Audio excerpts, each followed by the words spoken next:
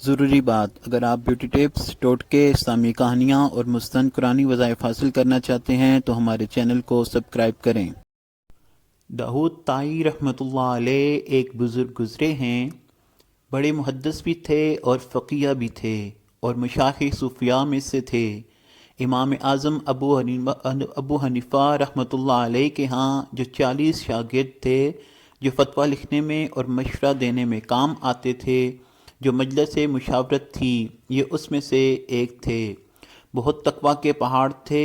وہ اپنے بارے میں خود بتلاتے ہیں کہ میری عمر 5 سال کی تھی تو میرے ماموں گھر آئے اور کہنے لگے، داؤد اللہ کو یاد کر لیا کرو۔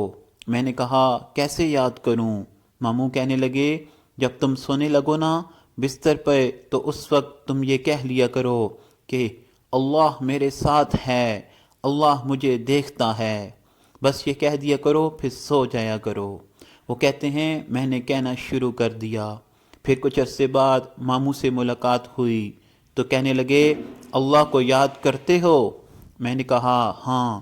وہ کہتے ہیں اتنا ہی کافی نہیں بلکہ اب کچھ زیادہ اللہ کو یاد کرو۔ تو پھر کہنے لگے، میں سونے سے پہلے اللہ مجھے دیکھتا ہے، اللہ میرے ساتھ ہے، آنکھ بند ہونے تک کہتا رہتا۔ اب جو بات بندہ روز کرتا رہے اس کا دل پہ اثر تو ہوتا ہے۔ وہ کہتے ہیں کہ میں بچہ تھا، ان الفاظ کے بار بار کہنے اور ڈرنے سے میرے دل میں اللہ سبحانہ و تعالیٰ کا ایسا اقتدار آ گیا کہ بچپن میں ہی دل میں یہ خیال پختہ ہو گیا کہ میں نے اللہ سبحانہ و تعالیٰ کی زندگی بھر کوئی نافرمانی نہیں کرنی۔ اللہ اکبر! بچوں کا والدین کس قدر پختہ یقین بنایا کرتے تھے۔